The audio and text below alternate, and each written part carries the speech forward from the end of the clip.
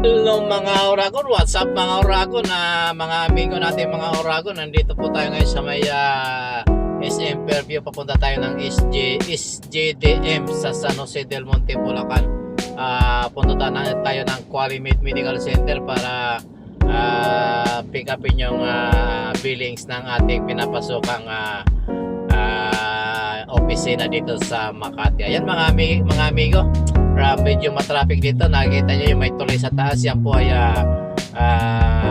LRT7 daw. Kuno biyahe ng San Jose del Monte, Bulacan, galing ng North Avenue sa may Quezon City. Yan, hanggang ngayon hindi pa siya tapos mga amigo.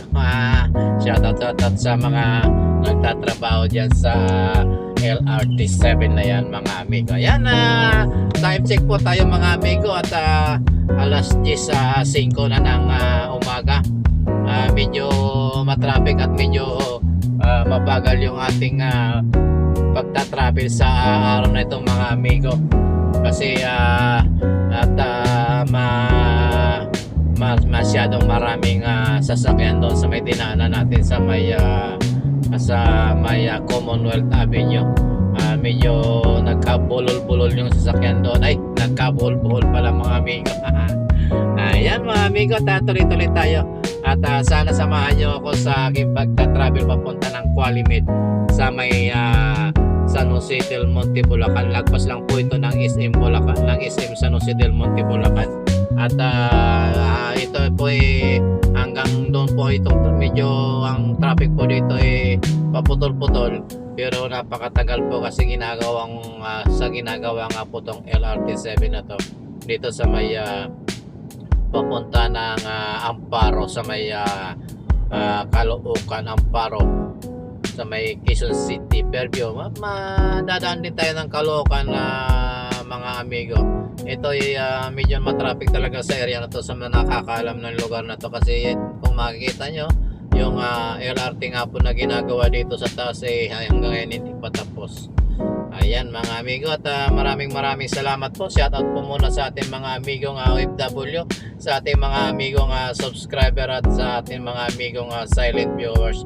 Maraming salamat po sa mga amigo natin na patuloy na sumusubaybay sa ating mga videos at sa ating channel na.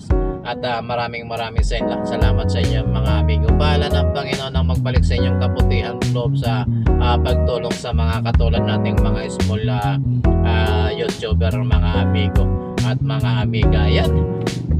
At samahan nyo po kami sa ating paglalakbay. May kasama po tayong isang nurse na yun natutulog sa likod, kaya habang natutulog siya, tayo naman dada dito, dakdak dito sa unahan, dahil wala tayong kausap kasi mahilig matulog yan sa biyahe, kaya tayo na lamang ang naglilibang sa sarili natin dito.